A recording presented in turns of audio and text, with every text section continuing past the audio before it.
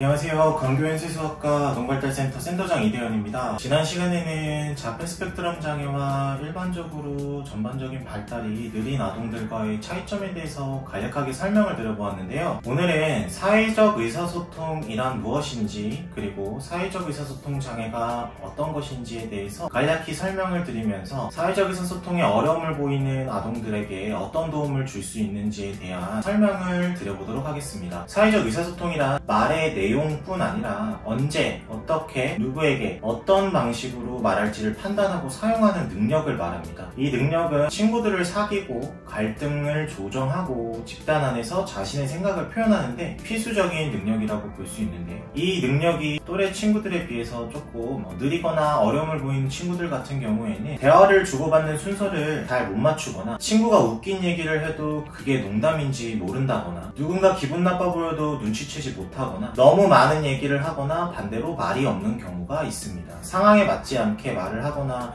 행동하는 모습을 볼 수 있는데요. 그래서 단순히 타인이 하는 언어를 이해하고 본인의 생각을 문장으로 표현하는 능력 외에 타인과 상호작용하며 의사소통하기 위한 기술들의 결여를 보이는 경우가 많이 있습니다. 그래서 이러한 친구들 같은 경우에는 적절한 대화 기술을 습득하고 차례 지켜 말하며 상대방의 반응에 맞춰 말을 주고받는 연습을 하거나 상황에 맞는 표현 사용하기, 공손하게 부탁하기, 거절하기, 감정을 적절히 표현하고 해석하기, 비언어적 의사소통 이해와 사용하기, 눈 마주치기, 표정 읽기, 몸짓 이해하기, 친구와의 관계 형성 및 유지 기술 향상시키기, 대화 시작하기, 갈등 해결하기, 협력하기 등의 중재 목표를 통해서 치료활동을 진행하게 됩니다. 그래서 사회적 의사소통 능력에 어려움을 보이는 친구들 같은 경우에 놀이 기반 활동을 하거나 사회적 상황 스크립트를 활용하여 치료활동을 진행을 한다거나 시각적 지원 제공, 피드백과 강화를 통해서 치료활동을 진행하게 됩니다.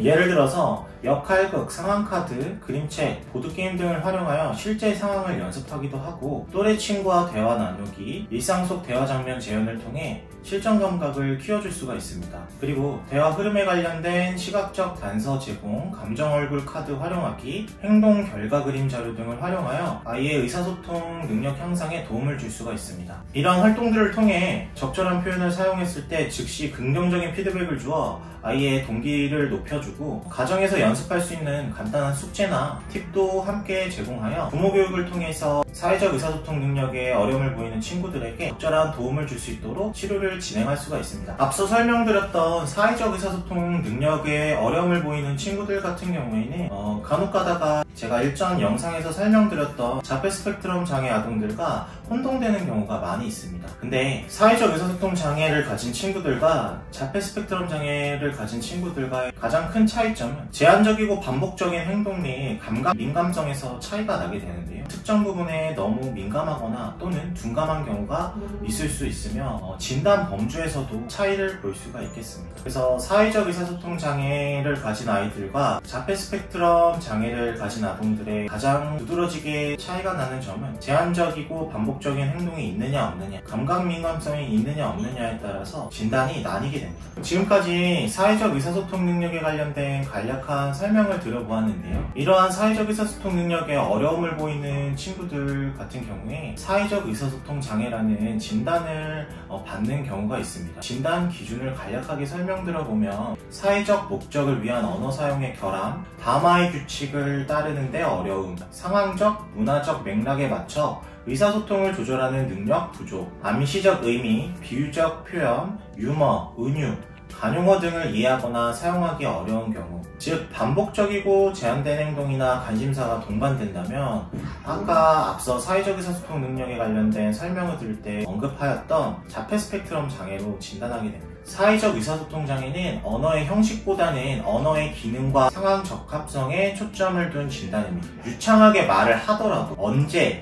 어떻게, 무엇을 말할지를 판단하는 데 어려움이 있다면 해당 장애를 고려할 수 있게 됩니다. 지금까지 사회적 의사소통 능력 그리고 사회적 의사소통 장애에 관련된 간략한 정보를 설명드려보았는데요. 저희 기관에 초기 상담을 희망하셔서 연락을 오는 이용자분들 중에 우리 아이가 질문도 잘 이해하고 말도 잘 하는데 또래 친구들과 관계를 맺고 학교 생활을 한다거나 유치원 생활을 하는데 어려움을 보이는 것 같아요. 눈치가 없는 것 같아요. 말의 속뜻을 잘 이해하지 못하는 것 같아요. 등의 이유로 많은 문의를 주시는데, 그래서 사회적 의사소통 능력이 어떤 것인지에 대해서 간략하게 설명을 드려봐야겠다 생각이 들어서 영상을 찍게 되었고요. 사회적 의사소통 기술이라는 것은 일상 속에서 반복적인 연습이 필요합니다. 치료실에서 배운 내용을 가정, 학교, 일상생활에서 자연스럽게 사용할 수 있도록 환경을 마련해 주는 것이 매우 중요하다고 볼 수 있고요. 이러한 사회적 의사소통 능력 향상을 위한 중재는